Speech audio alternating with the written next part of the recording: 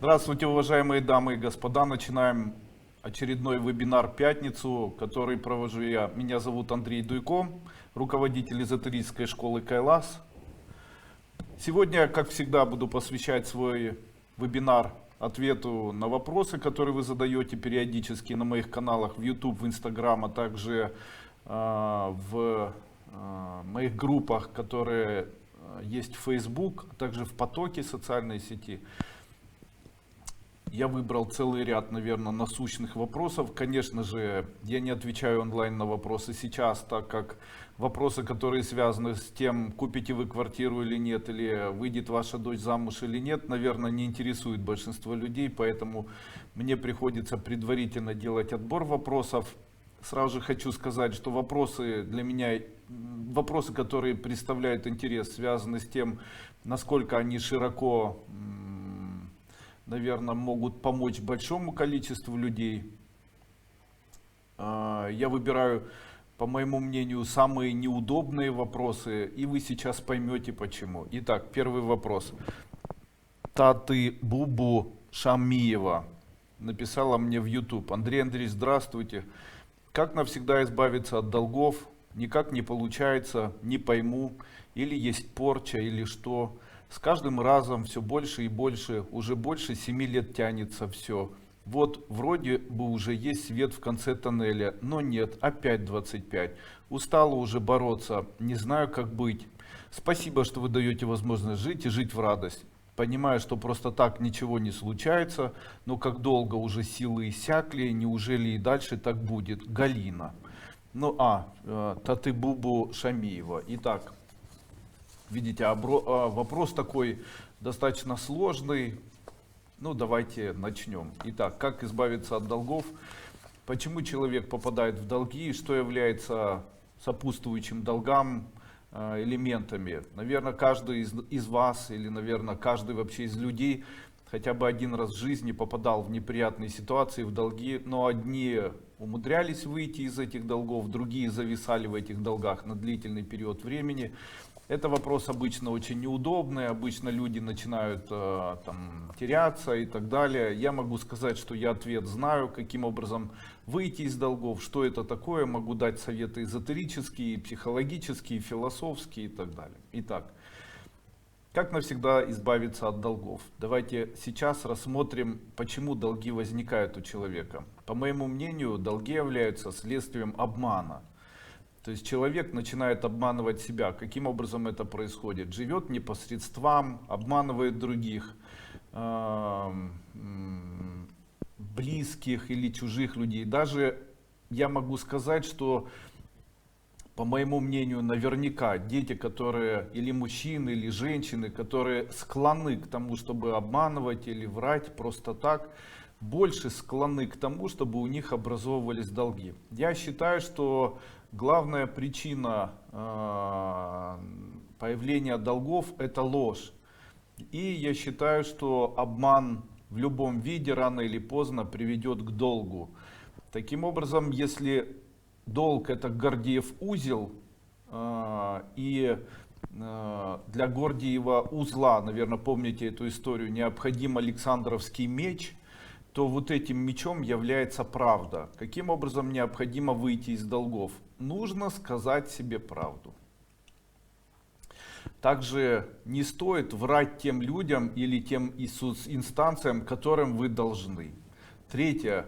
Обязательно говорите, что если у вас нет денег, вы не можете отдать, не знаете, когда вы их заработаете, несмотря ни на что, говорите именно так. Денег у меня нету, когда я их смогу заработать, я не знаю. Отдать я сейчас не смогу, ждите, когда я буду зарабатывать, и тогда я смогу вам отдавать. Вы должны знать. Есть закон эзотерики, он звучит так: за правду не наказывают, а за ложь наказывают. И еще ложь порождает ложь. Таким образом, как накручиваются долги? Человек говорит, завтра отдам, зная при этом, что он завтра не отдаст. Ситуация ухудшается, то есть появляется агрессия. Потому что любая ложь увеличивает агрессию по отношению к человеку. Необходимо говорить правду. Каким образом? Как есть. Представляете, очень хорошая есть пословица. Лучше горькая правда, чем сладкая ложь. Так вот, чем больше будет лжи, тем больше агрессии в дальнейшем появляется по отношению к человеку. Как необходимо говорить? В случае, если нет, ничего необходимо говорить, ничего нет, отдать не смогу, делайте, что хотите со мной. Я хочу вам сказать еще раз этот закон, поверьте мне, за правду не наказывают. Именно поэтому старайтесь говорить правду. В случае, если человек говорит правду, к нему агрессия исчезает, и к человеку начинают относиться хорошо. Один раз поверив в это, вы отдадите все свои долги. Также всегда помните, что за ложь наказывают, а ложь является и обман является следствием долгов.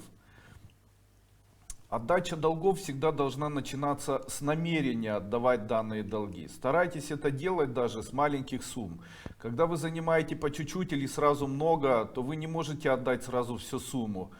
Почему? Потому что когда человек должен отдавать, то тот человек, кто отдал этому человеку деньги, он хочет получить всю сумму. А человек, который не умеет зарабатывать, у него не получается, или он решает какие-то вопросы, или какие-то проблемы, дыры, там, на здоровье взял и так далее, он не может зарабатывать. Почему? Он нарушает один из принципов эзотерики: деньги занимая в будущем. Если деньги взять как бы из будущего, то в настоящем ты становишься должником.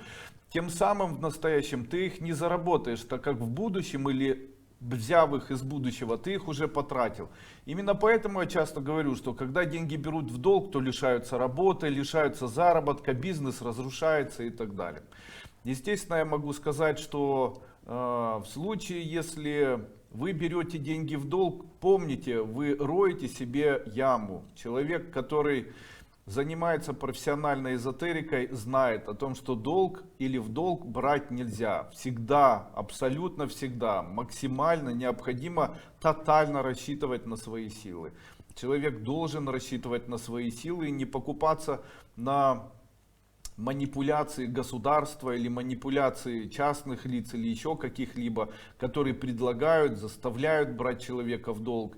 Когда человек, не соображая, как это будет, начинает брать в долг, потом сам понимает, что он отдавать не может, потому что все это прекрасно знают. И после этого начинаются вот такие тяжбы, когда человек все теряет. Хочу вам сказать, как отдаются долги. Подобно тому, как вода камень точит, помните эту пословицу, также и с нашими или вашими долгами. Человек должен иметь намерение отдавать этот долг. Это намерение заключается в том, чтобы даже малую сумму необходимо было бы отдавать. Ставьте приоритеты отдавания долга на первое место, даже выше приоритетов выздороветь или выше приоритетов необходимо детям кеды и так далее. То есть необходима там еда, мы же не можем без еды и так далее. Ограничивайте себя максимально до того момента, пока вы не справитесь со своими долгами. Помните, что долг умножается на долг, умножается на долг, и эти долги растут каждый год. И долг обычно имеет способность такую увеличиваться со временем. Об этом я обычно рассказываю на своей первой ступени.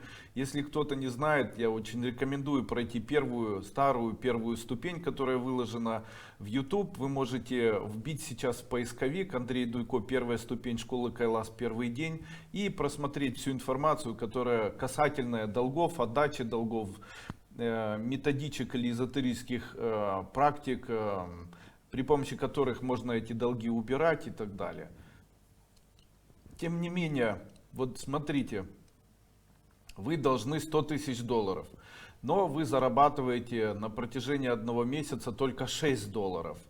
Вы из этих 6 долларов должны отдавать хотя бы там 3, 5, 10%, хоть какую-нибудь сумму. Естественно, вы должны встретиться с человеком, которому вы должны, и должны отдать этому человеку эту сумму, даже если она чрезвычайно мала. Почему? Еще раз, вода камень точит. Намерение отдавать долги в дальнейшем поможет вам заработать эти деньги и отдать долги. Так было практически у всех. Среди приоритетов долг должен стоять на первом месте. Второй вопрос. Добрый вечер. Как обрести себя? Пишет Галина неделю назад. Добрый вечер, уважаемый Андрей Андреевич. Подскажите, если можете, есть ли техника, которая быстро поможет обрести себя? Спасибо. С уважением, Галина. Каждый день, когда человек просыпается, каждый день человек рождается вновь. В тот момент, когда человек просыпается, первую ошибку, которую он совершает, он начинает думать.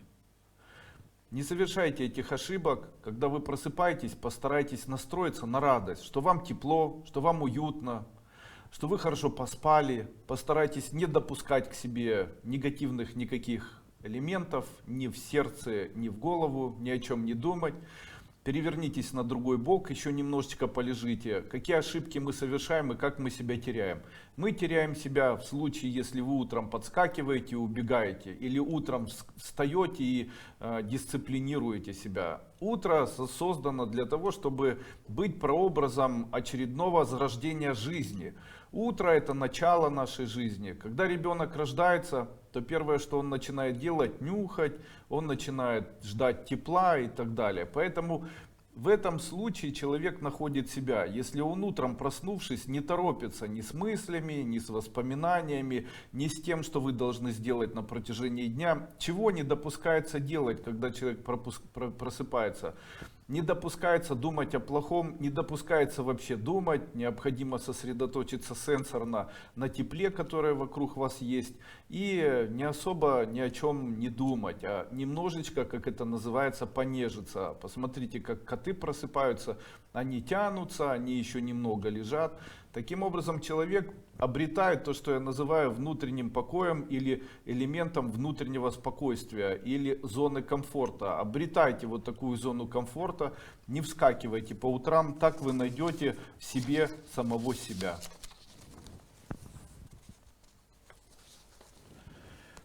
Ирис. Здравствуйте, Андрей Андреевич, ученица 2 ступени. Подскажите, финансы не задерживаются в доме, работаем, есть свой магазин косметики, работаю там сама. Муж работает, а финансы не задерживаются, не получается никак, товарооборот. В конце месяца по отчету заработок есть, а живем как сквозь пальцы, прошли деньги, хотя что-либо не тратим. Как сделать эзотерически так, чтобы финансы задержались и приумножились? Может, блокировка на финансы у нас есть? Уже не знаем мы, что думать. Спасибо за ответ. Всего вам самого доброго, вам и вашей семье. Спасибо. Финансы не задерживаются в доме. На этот вопрос тоже есть ответ. Я всегда говорю такие слова. Наши финансы и наша семья, они между собой связаны. Именно поэтому часто холостые, одинокие мужчины или женщины не могут зарабатывать деньги так, чтобы они складывались. Почему? Прообраз нашей семьи — это прообраз аккумулятора. Если есть в семье аккумулятор, такой аккумулятор будет работать и в бизнесе. О чем я сейчас говорю? Смотрите, что заставляет человека прийти домой? Обратите внимание, бежит или бегит ли человек домой после окончания своей работы? Хочет ли человек дома находиться? Насколько человеку комфортно дома находиться, и он наслаждается? Посмотрите, есть ли у человека, который работает, возможность дома отдыхать? Появляется ли от совместного проживания в семье радость внутренняя? Есть ли вот это интимное тепло между мужчиной и женщиной в семье? Если эти качества увеличиваются, и они увеличиваются за счет заботы друг о друге, разговоров и поддержки друг друга, если у человека будет желание лететь домой на крыльях, если человек стремится домой, вот вчера я ехал и говорю, и говорю шоферу, давай заедем купим сыра, а потом у меня тяга, я хочу домой к жене и детям, понимаете, я говорю, не надо мне никакого сыра, поехали домой, я хочу как можно быстрее доехать в семью.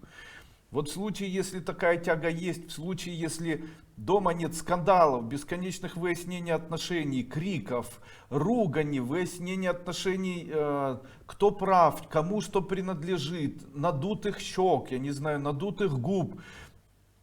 Если дом — это выживание, если друг от друга устали и все хотят разбегаться в разные комнаты, знайте, в бизнесе накопления не будет. Почему? Отсутствие уюта в семье блокирует накопление денег от бизнеса. Я хочу еще раз вам сказать, если в семье есть уют, если есть чистота, теплота, поддержка, радость, обнимание, целование, взаимная поддержка, вкусная еда, я не знаю, радость какая-то, которая формируется, или которые там друг друга не воспитывают, а держатся за ручки, тогда эти деньги будут накапливаться. Если дом это место, где проводятся, как они, бычьи бега, кориды постоянно, и вместо один из людей является тореадором, а второй разъяренным быком, то тогда о деньгах в бизнесе можно забыть. Тогда есть смысл расходиться, искать нового партнера и после этого заниматься бизнесом. Я еще раз вам хочу сказать, бизнес и накопление в бизнесе это лакмусовая бумажка хороших отношений и уюта в семье. Вот почему в доме должна лежать красивая скатерть, о чем я все время говорю. Поэтому необходимо кушать с красивой посуды, необходимо держаться за ручки, необходимо даже иногда выпить вина, там вкусный сыр съесть, поиграться с детьми, поизучать какие-нибудь песни или попеть песни, включить музыку, потанцевать. В доме должны находиться цветы, старайтесь делать так, чтобы стены были не облезшими, обращайте внимание на то, где вы живете. Это же очаг, помните, есть такие слова, очаг семьи. Очаг родни, родительский очаг, родительский дом, куда всегда всех тянуло. Посмотрите на успешных людей, зайдите к ним в дом, у них всегда будет приятно находиться. Возьмите людей, у которых нет успеха, которые несчастные, бедные, обделенные, придите к ним в дом, и вы всегда увидите разбитое все. Заржавевший унитаз, облезшие стены и так далее. У меня была такая ситуация, когда-то приехал в съемную квартиру, и мне устраивала стоимость, и после этого я занялся ремонтом. Хотя знал, что в этой квартире я буду жить ровно там полгода или год, потому что собирался уехать в другое место. И мне хозяйка говорит: Андрей Андреевич, я вам не заплачу за то, что вы этим занимаетесь. Я ей говорю: это не важно, я это сделаю для себя. Она говорит: странный вы человек. Конечно, странный. Я не хочу жить в сраче.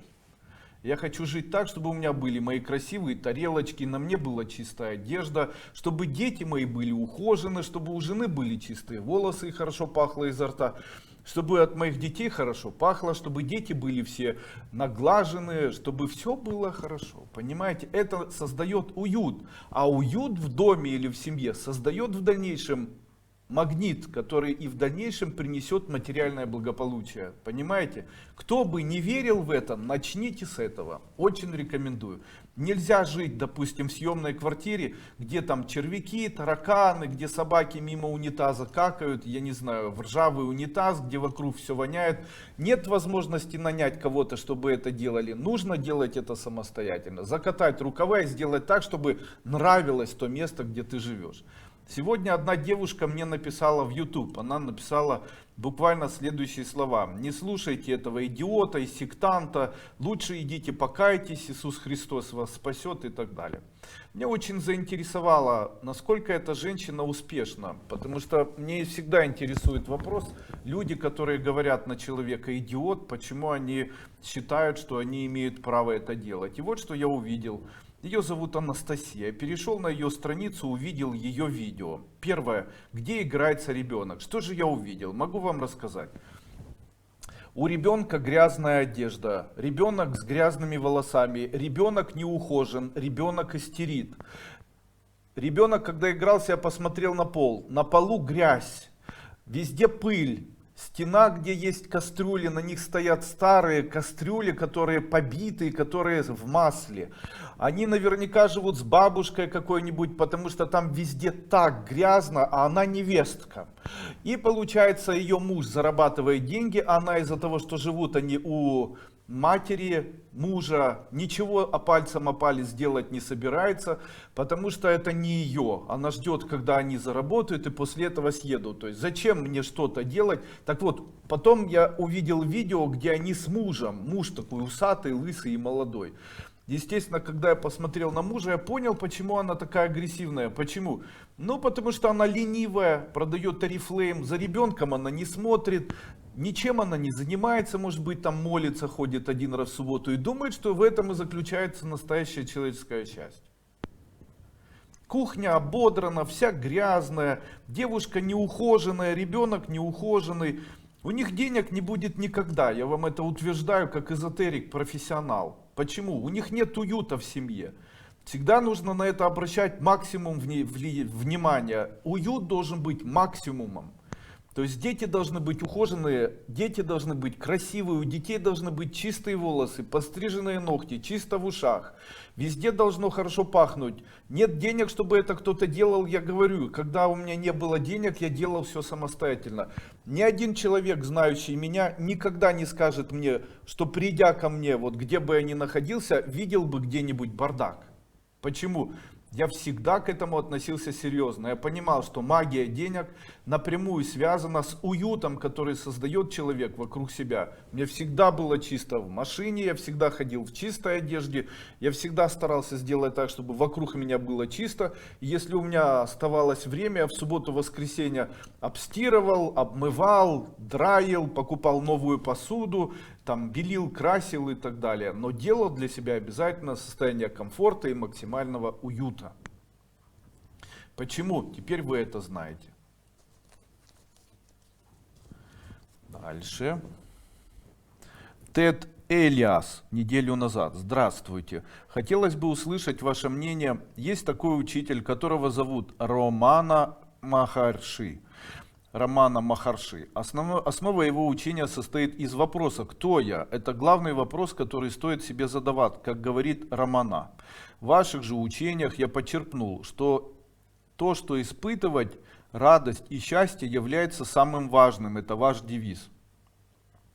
Скажите, а являются ли два этих пути разными? Первый путь это как самоисследование, второй как принятие. Или все-таки у них есть какая-то общая сердцевина? Да, у меня есть ответ на этот вопрос. Я сейчас о нем расскажу.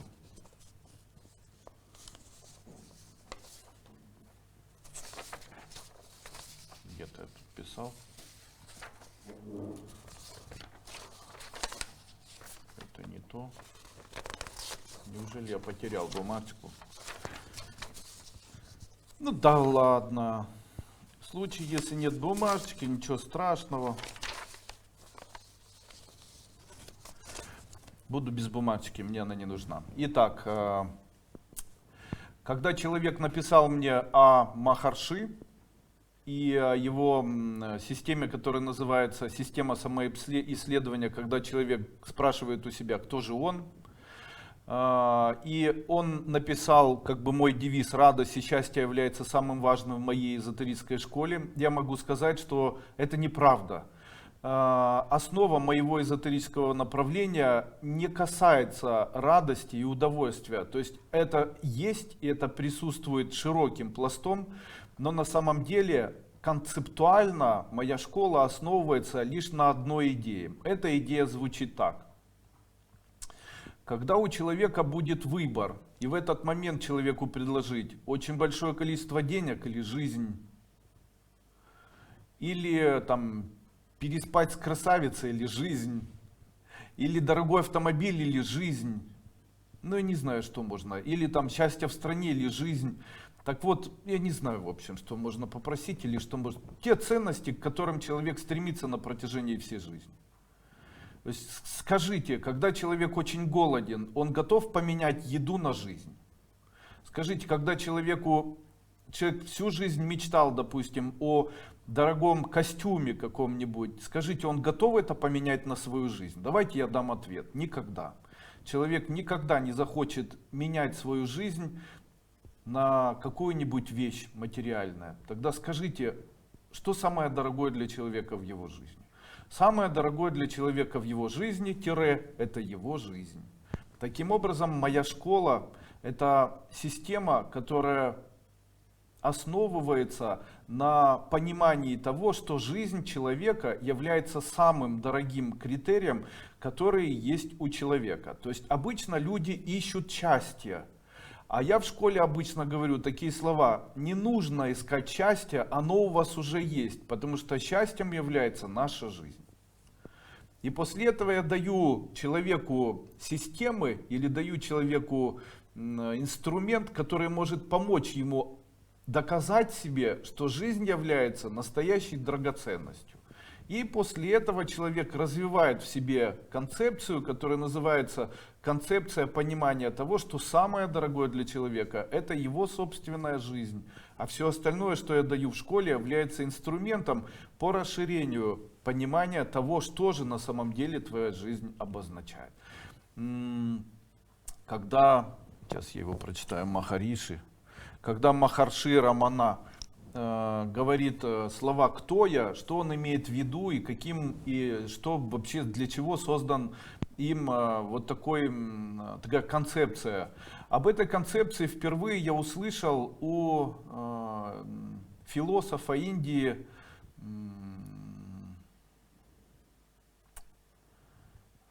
сейчас дуальность не то.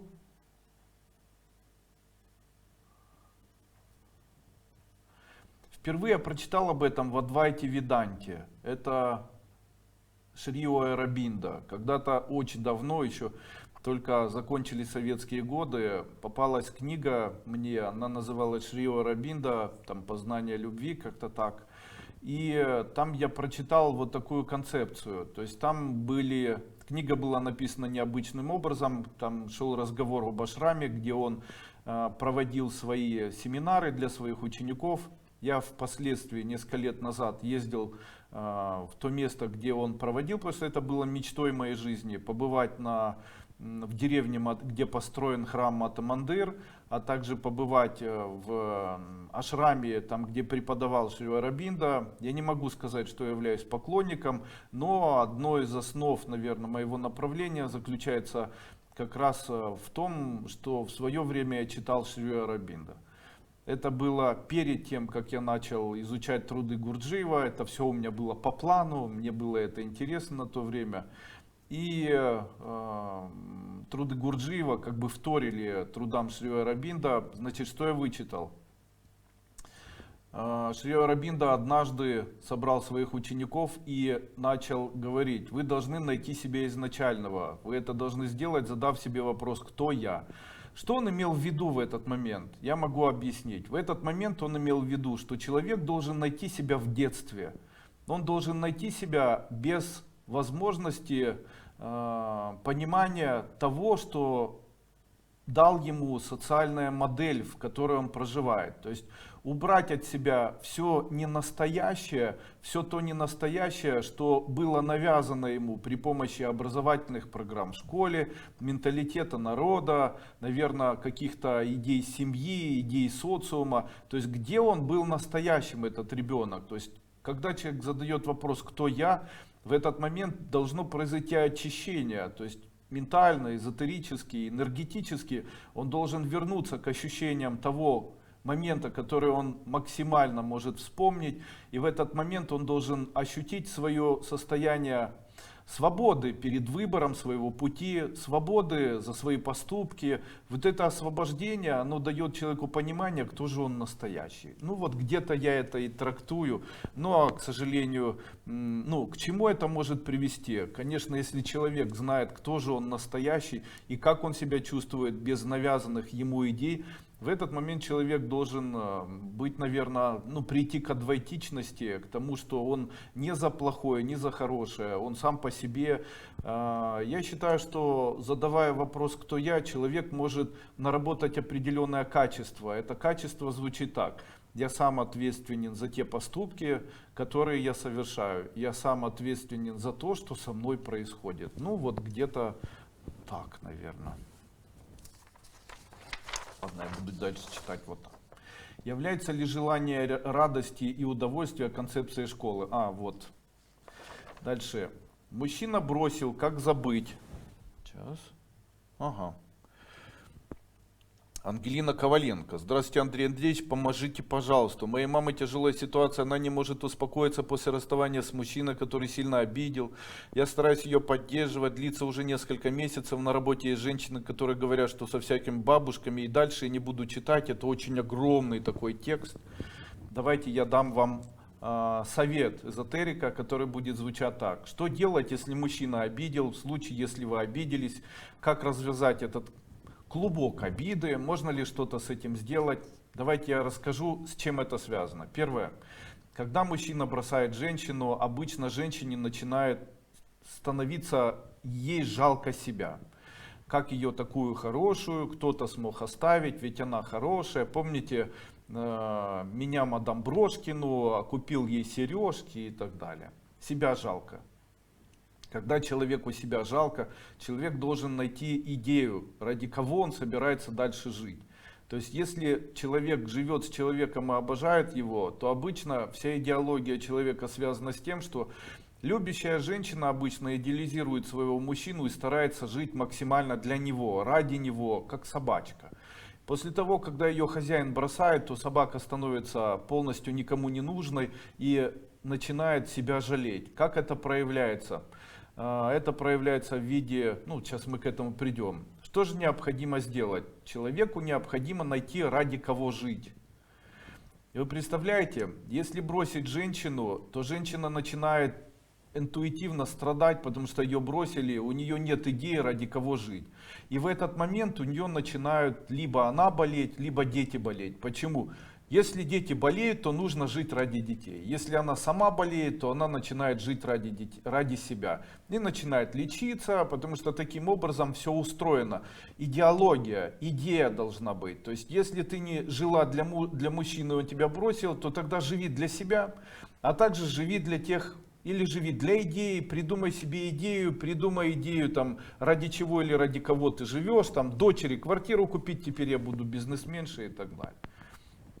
Дальше, самый страшный вопрос, который я советую никогда в жизни не произносить. Этот вопрос звучит так. Почему? Не произносите никогда этот вопрос. Не почему. Поменяйте слово в вопрос «почему» на слово «да зачем он мне сдался». То есть в тот момент, когда «почему так произошло», говорите «зачем он мне сдался вообще?» Дальше. Никогда не говорите «он от меня ушел». Всегда говорите «пошел он от меня». Если у вас есть подруга, которая говорит «от меня муж ушел», говорите ей «это он не ушел, это он пошел от тебя». В собор Парижской Богоматери.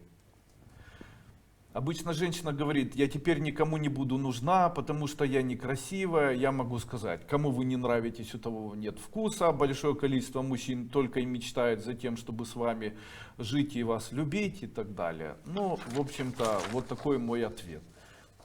Дальше. Как выйти из любой ямы?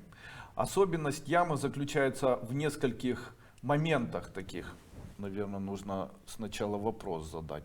Еще вопрос. В данный момент нахожусь в яме, в вате. Жизнь моя как холодец. Ни работы, ни идеи. И бизнес мужа тоже не идет. Почему не идет? Возвращаемся к тому, что я говорил в начале.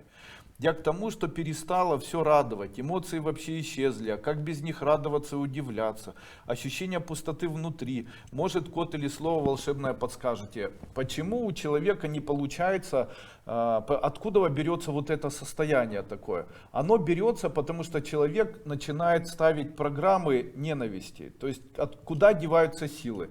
Человек очень часто насмотрится какой-нибудь фигни, после этого, допустим, там трансерфинг реальности и так далее, и после этого устанавливает программу и делает так, там, скоро я заработаю $1 миллион США, или у меня уже есть $1 миллион США, а человек работает на обычной работе. Вся его энергия начинает на протяжении суток постоянно идти туда, для того, чтобы реализовать это. Или, допустим, там, чтобы эта Зина сдохла, собака. После этого эта Зина начинает болеть, а энергия того человека, кто поставил эту программу, она должна расходоваться именно на реализацию данной программы. Потому что в сердцах сказала, после этого реализация программы начинает идти, и нужно энергию отдавать.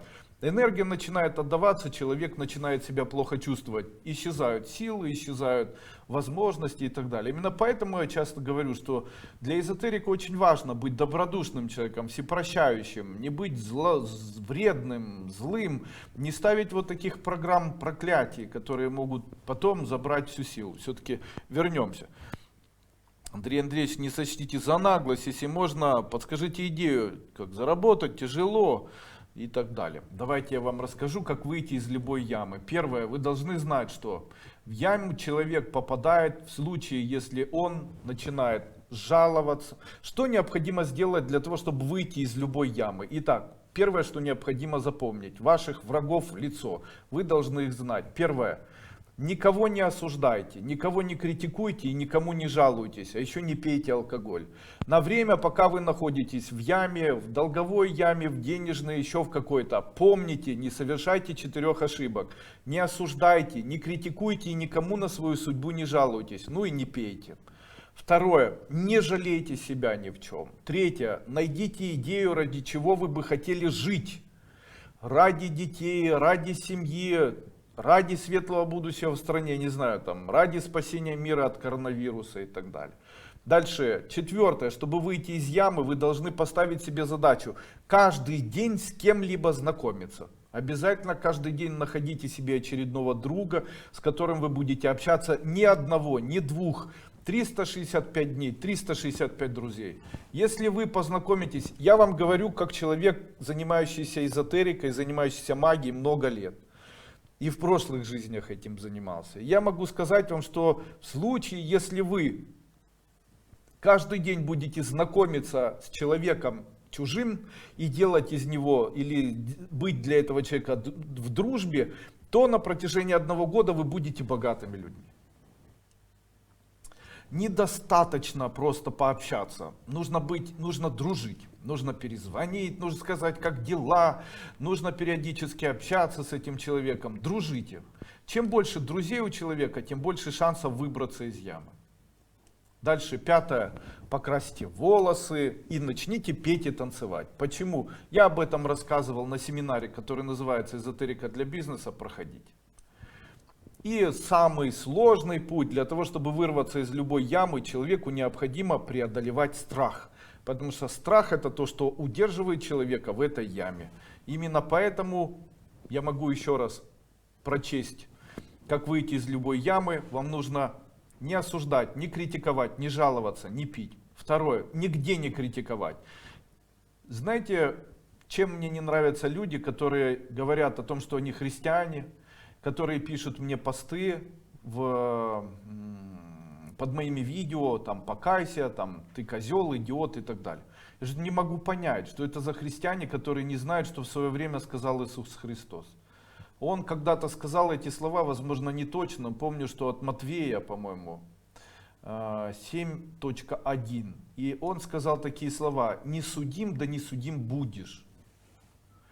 Ибо тот суд, который ты проводишь над людьми в этом мире, будет оказан по этому суду, и судить тебя будут на небесах. Ну, я так, как русский мальчик, сказал своими словами. Я, конечно, не поклонник ни христианства, ни любой другой религии, хотя я верю в Бога. Я могу сказать, что само понимание того, что человек, который занимается или проповедует такой светлый, истинный христианский путь, говоря о том, что я идиот, козел там, и всех тащу в ад, должен, наверное, вспомнить об основных заповедях, которые говорил их персональный Бог, которого звали Иисус Христос. Но как же человек может критиковать даже человека, который делает какие-то там правильные или неправильные поступки? Он не умеет и не должен этого делать, не осуждать, не критиковать, ничего остального делать. Конечно же, мне непонятны батюшки, которые, начиная выступать, начинают критиковать свою паству, критиковать власть или говорить о том, что кто-то хороший, кто-то плохой. А как же основная заповедь, как бы основная идеология? Она должна быть связана с основной идеей, которая была высказана в словах, знаменитых словах, и знаменитого Бога, которому они служат. Ну вот так, в общем-то. Разве можно быть людьми, которые осуждают? Нужно спрашивать: вы христианин? Да. Ну тогда вы не будете осуждать, иначе попадете в ад. Я в ад не попаду, в него попадут только люди, которые не христиане, а также люди, которые там не молятся и так далее. А я христианин? Нет. И я в ад не попаду. Почему? Потому что я верю в перерождение. Дальше. Поэтому моя судьба будет другой. Умерев, я буду возрождаться и так далее. Дальше, как выйти из любой ямы, еще не жалеть себя, найти идею, ради чего жить, найти как можно больше друзей, покрасить волосы, научиться петь и танцевать, много действовать, преодолевать страх. И седьмое я дам: первопричина любого действия — желание. Смотрите, Научитесь желать страстно, это дает силы все изменить. Именно поэтому желайте страстно, старайтесь желать страстно. Если у вас есть желание, но страстное, оно обязательно у вас исполнится. Дальше. Подскажите, пожалуйста, мантру, которая может создать хорошие условия для жизни в 2020 году. Конечно, мне не сложно. Мантра 2020 года, которую можно практиковать, чтобы год был благосклонным, это мантра Ом Хум Хья. Ом Хум Хья.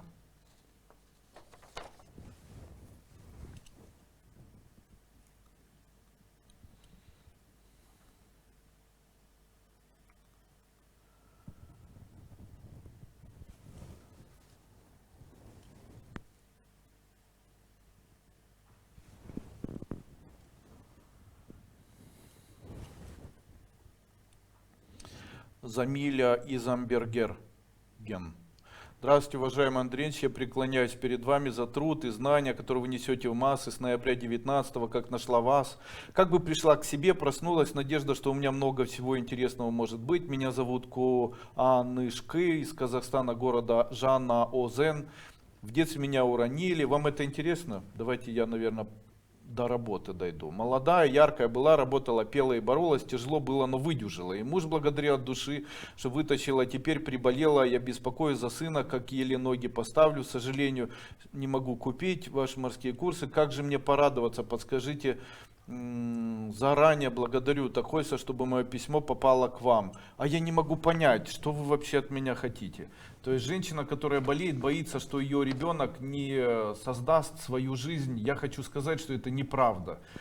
Каждый человек, что должна давать семья своему ребенку? Семья должна научить ребенку бесстрашию, а это говорит о том, что необходимо взрастить в ребенке страсть, бесстрашие.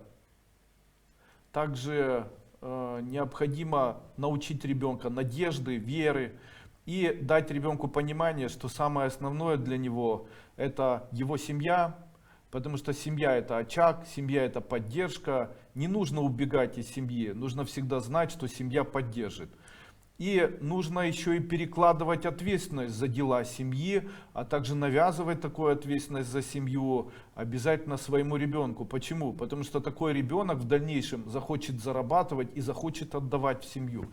У меня такое было с мамой. Когда я рос, мама все время говорила, вот ты вырастешь, и на тебе будет лежать ответственность за всю нашу семью. Ты должен будешь всегда стараться всем максимально помочь. Потому что и я буду старой, и сестры твои будут несчастными, возможно. Ну, говорит, вы должны друг друга поддерживать. Мама, низкий тебе поклон. Именно эти слова, они в дальнейшем создали у меня вот такое понимание, что семья, она создана для максимальной поддержки друг друга. Конечно же, ребенок, который чувствует поддержку, иногда воспринимает это в виде доильного аппарата. И потом, когда начинает сам зарабатывать, ему семья не нужна. И именно в этот момент становится понятным, что семья чего-то не дала. Чего? Нужно было в ребенке воспитать еще ответственность за близких, за сохранение семьи, за то, что мы все состаримся, и ребенок должен понимать, что это его ответственность тоже. Что престарелые люди, что старые люди, они должны быть на плечах тех детей, которых они вырастили, понимаете. Естественно, не нужно бояться. Бог создает детей и дает им на существование, и дает потом и на родителей. А обычно вот эти страхи, они именно и блокируют вот эти все возможности, которые должны появиться у детей. Не надо бояться по поводу своих детей. Ага, ответил на вопросы. Андрей Андреевич, я слышала, практикую мантру Ом Хья Хум. Сегодня вы даете Ом Хум Хья. Это разные мантры, я практиковал неправильно. Давайте я вам сейчас задам вопрос. Скажите, 2 плюс 3 равняется 5? Давайте я отвечу да. А скажите, 3 плюс 2 равняется 5? Да. А почему? А потому что переменными слагаемых сумма не меняется. Это я говорю специально для тех, кто на русском плохо понимает. Именно поэтому я все время и говорю, что какая разница, Ом Хья Хум или Ом Хум Хья. Можно ли проходить сангая, не проходя ступени? Нельзя. Я считаю, что человек должен сначала изучить философию нашей школы, только после этого приступать уже к эзотерике. Дальше. Почему, когда человек, теперь вопросы, которые задавали люди в Фейсбуке, которые я выбрал, которые мне были интересны. Почему, когда человек хвалит, все портится? Когда человек хвалит другого человека, это называется сглаз. Как это устроено? Обычно, когда человек хвалит другого человека, он одевает на него ментальную сеть. Как это происходит? Женщина подошла и говорит: ой, какая красивая у тебя дочка. После этого пришла домой и говорит, это условно одела сеть на дочку. Потом домой пришла и начинает говорить: надо же, почему у нее такая красивая дочка, у меня дети не получается, а моя вот такая придурастая. И после этого она как бы обратно эту сеть тянет себе в грудь, не понимая этого. Эта сеть проходит сквозь ребенка, разрывает его энергетическую структуру, нарушая его энергетический баланс, приводя к тому, что у этого ребенка появляются проблемы со здоровьем, психические проблемы, нервное состояние и так далее. Как избавиться от этого? То же самое происходит, когда человек, допустим, там еду приготовил, там, кстати,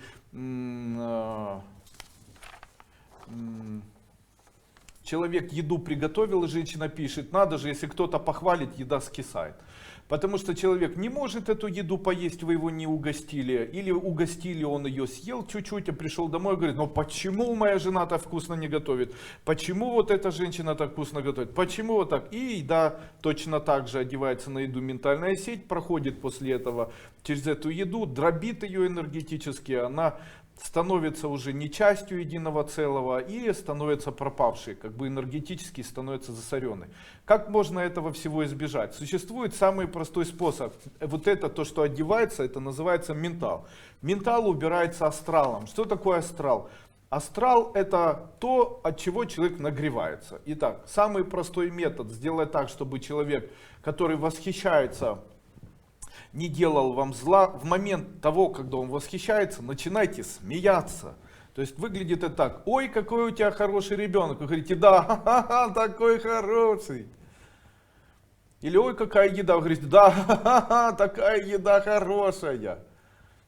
Я вообще так хорошо умею готовить, мне так нравится. Ну вот так пусть все думают, что вы чуть-чуть чеканутый. Или чеканутая. Ничего страшного. Зато у вас еда не будет портиться. Вообще самый простой способ очистить от зависти свою квартиру. Встать, взяться за руки или сидя начать смеяться. А-ха-ха-ха. Или плакать. О-ха-ха-ха. Потому что и во время того, когда человек плачет, и во время того, когда он смеется, у него выделяется астрал. Астрал — это огонь.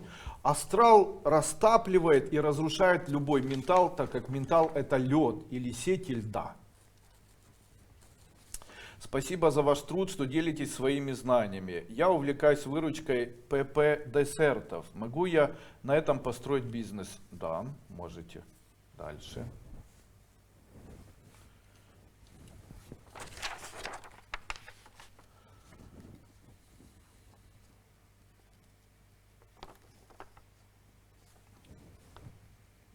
Бог наказывает людей, которые блокируют энергию внутри себя и внешне. Внутри обычно это обиды.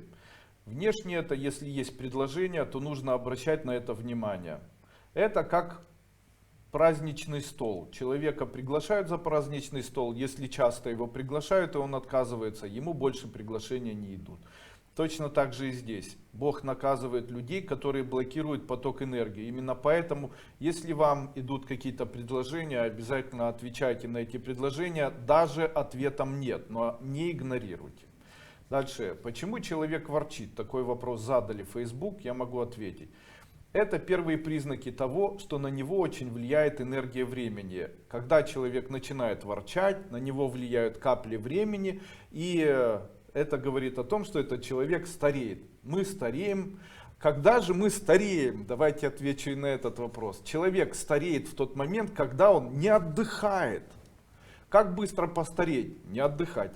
Каким образом нам необходимо отдыхать? Нам необходимо отдыхать чувственно, физически и умственно. Именно поэтому я хочу вам сказать.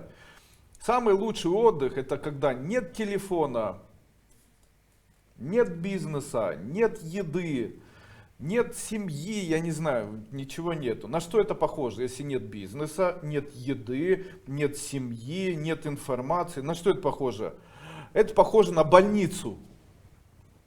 Поэтому едьте в больницу, заказывайте койку, ложитесь и отдыхайте. Ура! Поэтому, что необходимо? Обычно ворчащий человек начинает болеть, после этого у него поднимается давление, а как известно, от сердечных заболеваний умирает самое большое количество людей. Первые признаки сердечных заболеваний — это ворчание человека. Это я говорю как человек, занимающийся тибетской медициной. То есть в случае, если человек ворчит, то этого человека необходимо сразу же отправить на обследование сердца, измерить ему давление и положить его на больничную койку. Не посещать его, не кормить, забрать у него телефон так, чтобы он отдохнул. Отдых — это самое важное. Именно поэтому я все время говорю, старайтесь отдыхать не информационно. Дело в том, что сейчас люди, особенно молодые девушки, начинают привыкать жить с телефонами в постели. И я могу сказать, что это большая глупость. Дело в том, что если вы днем работаете, вечером работаете, по ночам в телефон этот смотрите, вы не отдыхаете, очень быстро стареете. Вот оно вам надо. Что гораздо важнее смотреть и загружать себе информацией, чем отдыхать. Пожалейте себя, научитесь отдыхать. Отдых — это выглядит так. Вам положено 7 часов сна, уберите телефоны, уберите любое общение, покупайтесь, лягте в постель, не читайте никаких книжек, ни о чем не думайте, отвернитесь и спите. Не нужно себя перегружать, загружать, иначе будут появляться морщины на щечках. А потом необходимо будет делать подтяжки, ботоксы и все остальное.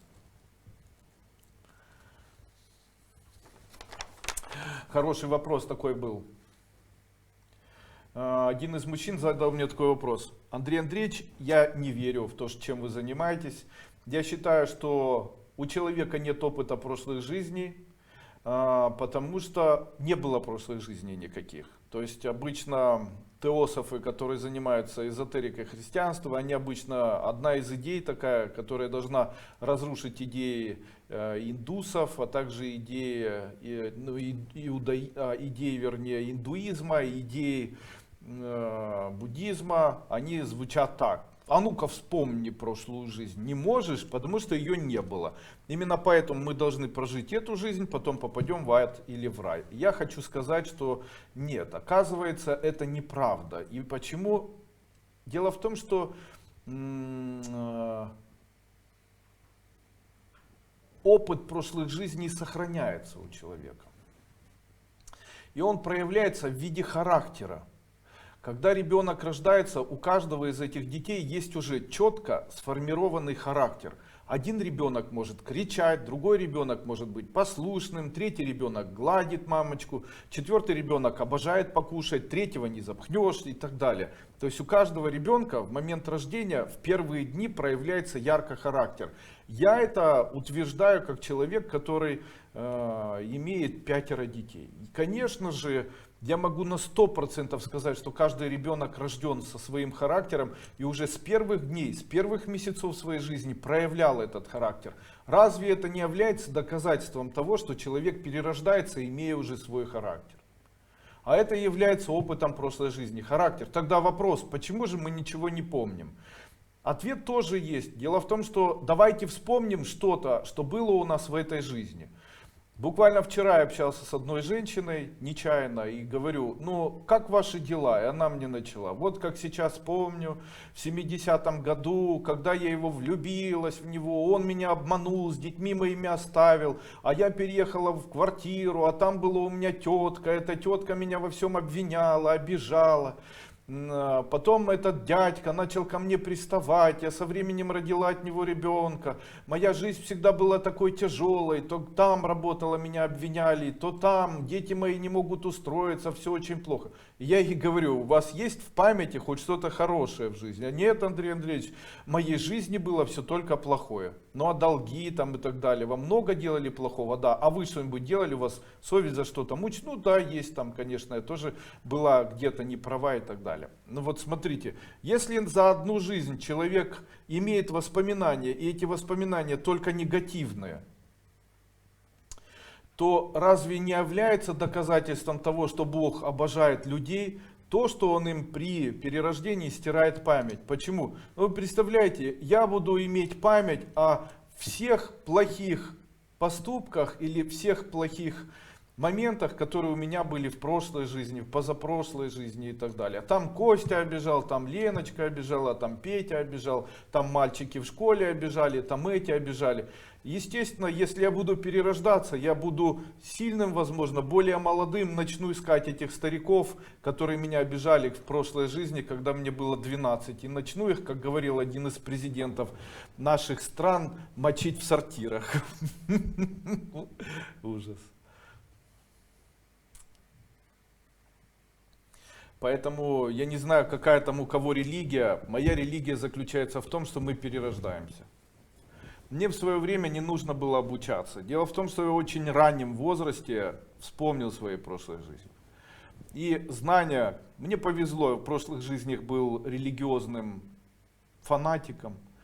И достаточно большое количество времени уделял как раз эзотерике, магии и так далее. Я могу сказать, что со временем, когда ко мне вернулась эта память, и вернулись идеи, вернулись знания, я даже помню, кто-то меня обижал, это было и в немецкое время, там, и не в немецкое и так далее. Я могу сказать, что жизнь была непростая, и каждая предыдущая жизнь, она была хуже, чем каждая следующая жизнь.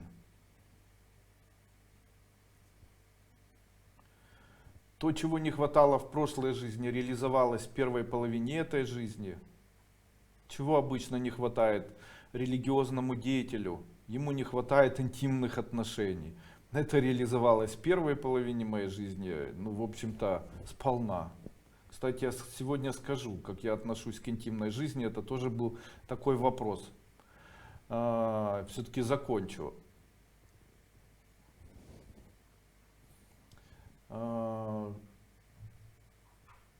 Может ли знание прошлых жизней дать человеку удовлетворение от того, что он живет в этой жизни? Ответ такой: нет.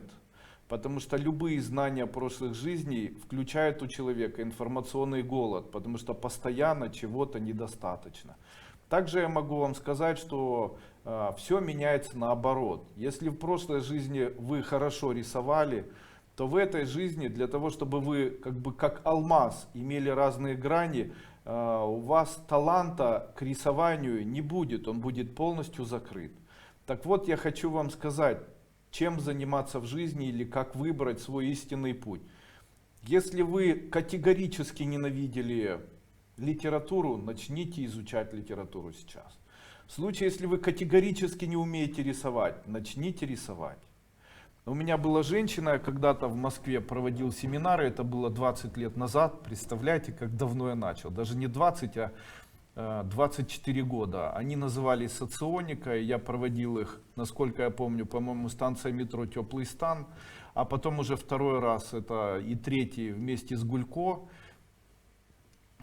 это Юрий Лонго. Я проводил тогда с ним семинары эти, ну, я как бы не с ним, а он продюсировал, а я там выступал. И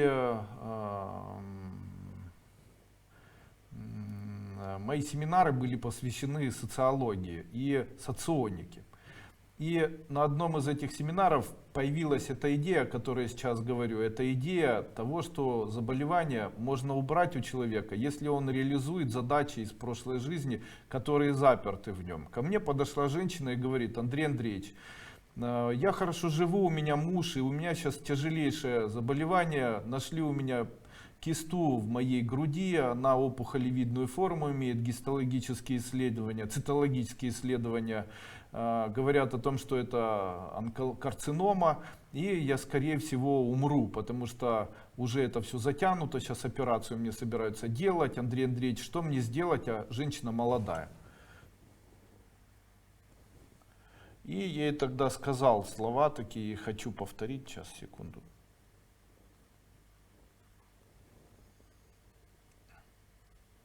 Я ей тогда сказал: скажите, что вы больше всего в жизни не умеете делать? И она мне тогда говорит: больше всего в жизни я не умею рисовать. Я ей сказал, Ира ее, по-моему, звали, это та женщина, которая нарисовала эмблему эмблему Олимпийских игр в Сочи. По-моему, Ира ее зовут, она живет сейчас в Канаде. Прошло много-много лет, и 23 года.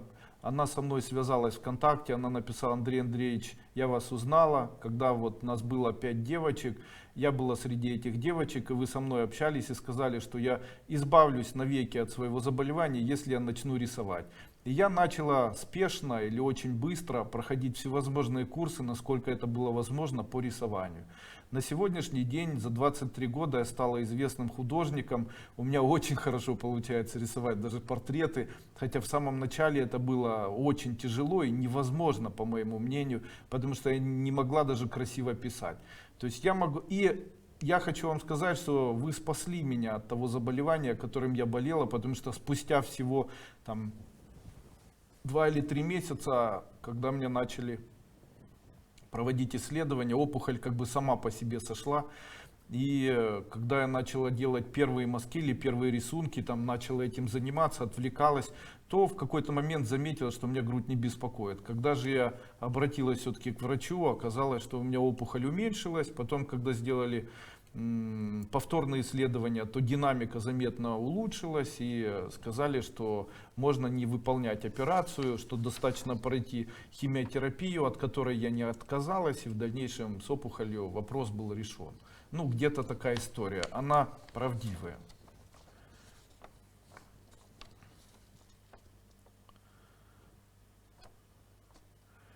Евгений Игнатович. Здравствуйте, Андрей Андреевич. Я ученик 3-й ступени. Скажите, если сын является энергетическим должником своей матери, то, выполняя эзотерические практики, у кого будут происходить изменения в жизни? Как правильно откупить себя? Хочется ведь жить своей жизнью. Если вы должник у матери энергетический, то вы должны откупать себя у мамы.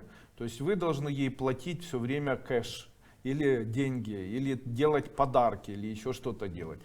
Я могу сказать, что я выделил определенную сумму денег, которая каждый месяц поступает моей маме. Я это сделал предумышленно, потому что я понимаю, что это может сделать или не может, а делает меня более состоятельным человеком. Так я выкупаю себя. А долг пожизненный, то есть это нужно делать пожизненно. Вариант никаких вообще вариантов. Вы дорого оцениваете свою жизнь? Дорого. Вот насколько дорого оцениваете, столько это и стоит. А что входит в жизнь? Все, что вы имеете на сегодняшний день. То есть смотрите, я там имею это. Если все вместе собрать и сказать, сколько это стоит, то после этого я эти деньги для того, чтобы откупиться от матери, должен отдать финансово. Но я же этого сделать не могу. Таким образом, я фактически все, что я имею, это мой долг перед моей мамой. Вы представляете, за то, что и папой, за то, что они меня родили. Можно ли откупиться? Да, можно откупиться. Отдайте все маме. Как вы относитесь к интимной жизни человека? Любой духовный путь человека, он не может быть легким. Любой духовный путь человека, он должен быть сложным. Также я отношусь и к интимной жизни. Если интимная жизнь достигается легко, то это плохой путь. Это путь разрушения человека. Я противник легкого интима. Это бездуховно. В случае, если он не легкодоступный, в случае, если человек усилия прикладывает к этому, то это путь развития духовности. Именно поэтому я не противник этого, я противник легкого пути интима. Я за то, чтобы это было или это достигалось не с легкостью. Легко это только у собачек и кошек, а люди это духовные существа. И у людей это должно быть с элементом духовности. То есть это ухаживание, это сложности, которые возникают между мужчиной и женщиной. Это вот такой путь. Не должна быть семья создана с абсолютной легкостью. Вообще, почему Бог устроил так людей, что людям тяжело встречаться, тяжело общаться, тяжело создавать семьи? Это связано с тем, чтобы человек ценил то, что он имеет. А не находил. Если бы это было более легко, то это ничего бы не стоило. То есть, а из-за того, что это сложно, ну и из-за того, что сложно, нужно к этому так и подходить. Нужно это ценить, нужно это оберегать. Это непростое украшение, двух сердец, оно решение или лишение, обручальное кольцо. Есть ли что-то, что максимально и сильно убивает счастье человека? Да, вы должны знать врага в лицо. Счастье человека убивается двумя качествами. Это злость и ложь. Это есть настоящее зло. Человек, которому плохо, должен постоянно помнить и знать о том, что два основных качества, разрушающие человеческую судьбу, делающие судьбу невыносимой, делающие судьбу плохой, это наши два качества, злость и ложь. Если вы находитесь в очень плохом состоянии, финансовом, материальном или еще каком-то, помните, контролируйте и устраняйте у себя омрачение в виде злости или проявления злости к себе и к окружающим, а также лжи в виде проявления этой лжи к себе и окружающим. Будда говорил в свое время, он говорил: добродетель спасет мир, но это перефразировал. На самом деле это был неправильный перевод Маршака, да? На самом деле правильный перевод звучал так: добро или доброта победит зло или спасет этот мир. Я хочу еще раз сказать эти слова. Я всегда говорил об этих словах, говорю об этом часто в школе. Доброта, она спасет мир. Доброта и нежелание врать. Желание быть честным, желание быть добрым, особенно по отношению к близким людям. Нежелание лжи может привести к тому, что мир может быть полностью на 100% изменен в лучшую сторону. Я уже говорил об этом, хочу еще раз сказать. Почему в наших странах люди плохо живут? Этому объяснение есть. Люди постоянно настроены, ну не все, но есть такие люди, их большинство, которые настроены все время где-то кого-то обмануть. То есть они стараются обмануть финансово, обвешивая, там, радуясь тому, что они где-то там вынесли что-то из магазина, или там как-то хамылем замулили, или у кого-нибудь где-то что-то украли, или где-то там как стараются это делать постоянно. То есть это и взрослые люди, и молодые люди. Уже, знаете, становится как бы нормальным деление, там, когда люди между собой общаются, говорят: да вот недавно там лоха развел, и там, обмануть по телефону, или обмануть там в сообщении каком-то, или обмануть еще где-то. Это нормальный процесс. То есть этот обман, он постоянно происходит. Конечно же, такой социум, он выращивает людей, которые идут по социальной лестнице, становясь в дальнейшем людьми, которые управляют странами или управляют нашими странами. Скажите, если они росли в социуме, где все обманывали друг друга, то, став руководителями стран, они разве будут другими? И мои ученики обычно говорят: Андрей Андреевич, мы вас никогда не обманывали. Я обычно говорю: зачем врать? Ведь смотрите, насколько банально или насколько это гадко звучит. Многие люди, которые обучаются у меня, своровали у меня мой инфопродукт. То есть взяли, скачали бесплатно, или взяли и украли его там складчик или еще где-то. То есть даже за духовными знаниями человек лезет и старается обмануть даже своего собственного учителя. То есть это что? Путь, который в дальнейшем должен дать человеку магическое могущество. И после этого человек к чему должен прийти? К тому, чтобы его обманывали потом его ученики. Я, конечно, не расстраиваюсь из-за этого. А почему так происходит? Я хочу вам как бы еще раз напомнить. Я совершенно безвозмездно, и этим не кичусь, выложил первые ступени школы Кайлас старых лет. Когда человек проходит эти ступени, я даю ряд методов, которые помогают человеку материально вырасти. После этого человек не должен у меня воровать, он должен отработать те идеи, которые я даю в первой и второй бесплатной ступени, выложены в YouTube. Даю методы, которые могут помочь человеку существенно увеличить свое материальное благополучие. Вот после того, когда он существенно увеличивает материальное благополучие, у него появляется возможность покупать в дальнейшем мои платные семинары. А у нас происходит наоборот. Да, мне понравился Дуйко, первая, вторая ступень, но я хочу платные, теперь я хочу их складчину своровать. Это нехорошо. Высокая духовность начинается без лжи. Она начинается с персональной внутренней струны или внутреннего стержня, когда человек опирается на это, когда у человека есть четкое понимание своих ценностей внутренних, которые являются его опорой, от которых он отталкивается и за счет которых он строит свою судьбу, свою жизнь, свое понимание мира и так далее. Плохо, если в этом всем находится злость, обман и ложь даже по отношению к своему учителю. Андрей Андреевич, до поросячьего визга хочу эзотерический магазин и сотрудничество с тибетской формулой. Я бывший врач. Так и перебираю баночки и скляночки. Немного нашего ясновидения, пожалуйста, очень прошу, состоится ли? Ну, конечно, состоится. Я сегодня говорил, давайте еще раз я скажу. Что человеку необходимо сделать для того, чтобы у него все получилось? Давайте я вам... Найти идею. У вас уже есть идея, ради которой можно жить. Она у вас есть? Уже есть. Второе. Найти как можно больше друзей. Вы можете их найти. Начинайте уже сейчас. Дальше. Много действовать, преодолевая страх. Действуйте. Делайте мне предложение какое-то. Делайте там какие-то предложения моей компании. У вас есть желание? Делайте. Получится ли у человека что-либо? Да, получится. Почему? Потому что мы эзотерики, у эзотериков все получается. Дарья Елсакова. Подскажите, пожалуйста, какое направление для этого никого не интересует? Стоит ли делать акцент на занятиях ребенка танцами? Будет ли у него будущее? Не стоит.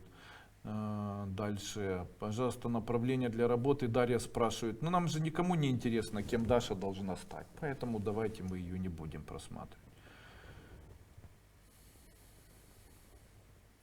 Здравствуйте, подскажите, пожалуйста, эзотерический метод перешагнуть через кармические страхи. Эзотерический метод перешагнуть через кармические страхи, такого метода нет. Такой метод один — это действовать. Чем отличается человек, боящийся, от человека не боящегося?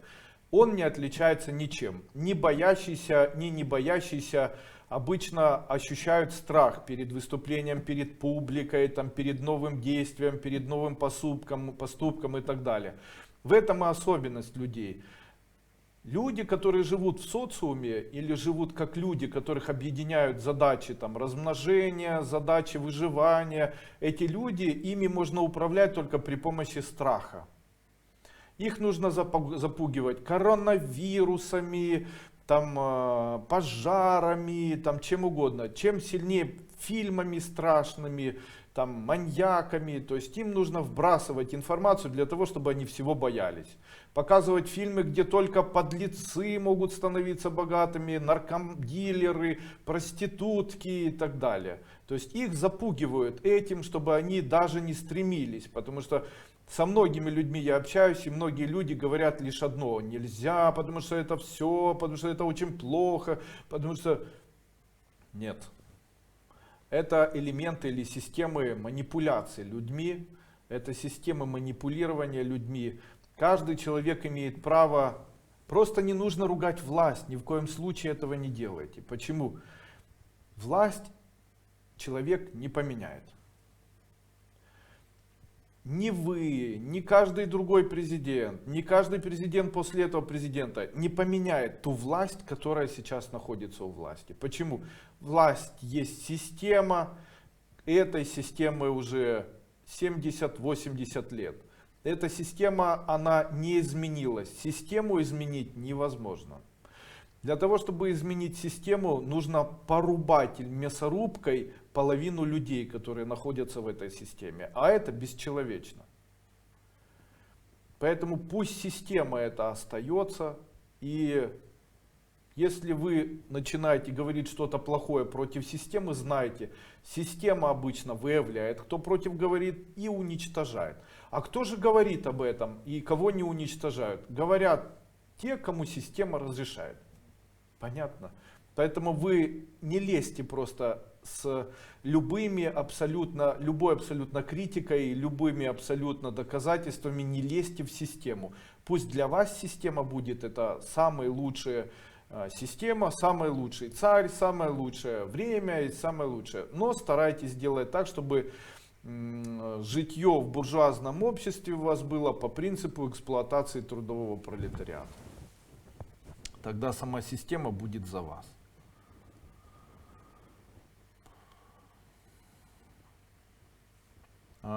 Марта Мария Луст. Добрый день, Андрей Андреевич. 02.02.2020. Есть ли магия в этой дате? Если да, то посоветуйте. Это магия четверки. В случае, если четверка совпадает с четвергом, то можно бросить или там можно избавиться от плохих качеств каких-нибудь. Сказать, все, я больше не буду никогда злиться. Или я даю обет никогда не принимать алкоголь. Или в течение года больше не буду пить. Или не буду курить, с этого дня бросаю. Вечером, вот когда будет такая дата. Но эта дата, она, насколько я помню, будет в воскресенье. Да, можно попробовать сказать, что все, с сегодняшнего дня я не пью, или я не курю, или больше не буду там еще там игроманией заниматься. Но, что вам сказать, я сомневаюсь, что это может произойти в воскресенье. А так сама по себе дата, ну когда-то, ничего такого нет. Дата дивергенции, то есть дата отпускания внутренних чувств. Вот я бы рекомендовал в воскресенье, он является как бы днем Адвайты.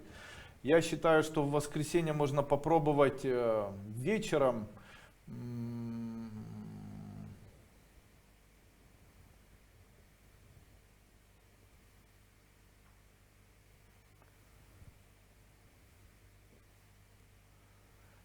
избавиться от мыслей, которые навязчиво тянутся на протяжении всей жизни. То есть это может быть, допустим, муж меня бросил, я не могу никак о нем забыть, он меня мучает.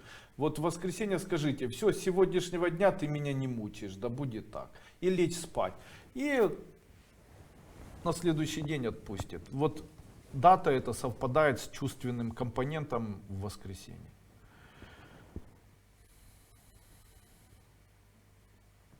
Радомир Музыкант. Скажите, у меня проблема атрофии сетчатки и так далее.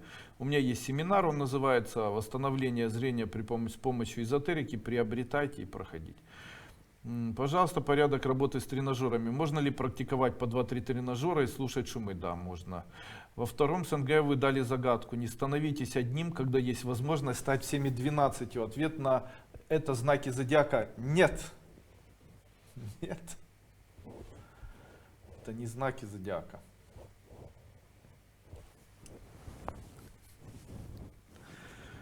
Я дам ответ, поверьте. Придет время, я отвечу. Тот человек, который даст ответ, сразу же станет учителем школы нашей.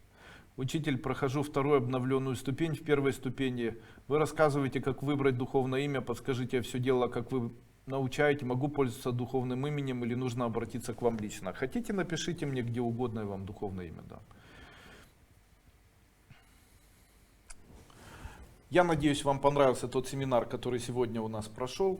Я сейчас объясню или еще раз скажу, какие вопросы я рассматривал. Я постарался ответить на следующие вопросы. Как навсегда избавиться от долгов? Какие есть методы отдачи долгов эзотерические? Есть ли эзотерические методы обретения себя? Как сделать так, чтобы финансы не задерживались в вашем доме? Также сказал, кого Бог наказывает. Объяснил, почему человек ворчит. Почему человек хвалит, и тогда все портится. Объяснил, каким образом убрать или создать астральную вибрацию, чтобы ментал сгорел. Объяснил, почему человек не помнит опыта прошлых жизней. Рассказал о том, как я отношусь к интимной жизни человека. Сказал о том, что основные убийцы счастья и благополучия человека — это злость и ложь. Рассказал еще раз о концепции нашей школы, которая является концепцией драгоценности и понимания того, что жизнь является самым дорогим в нашей жизни элементом, что не стоит искать богатство, а стоит дооценивать то богатство, которое мы имеем в виде жизни. Не стоит искать счастья, а стоит понимать то счастье, которое у нас есть в виде нашей жизни. Рассказал, как разрезать Гордиев узел наших обид, а также как выйти из любой глубокой ямы невезения в судьбе. Получился семинар, по моему мнению, хороший. Вам понравился семинар. А если вам понравился мой семинар, то тогда в знак благодарности, после того, когда он окончится, перейдите на мой официальный сайт, который называется Андрей Дуйко официальный канал в YouTube, и лайкните и подпишитесь на мой канал, чтобы быть всегда в центре событий моей эзотерической школы Кайлас, а также моей компании «Тибетская формула». С вами был Андрей Дуйко. Я надеюсь, данный вебинар вам понравился.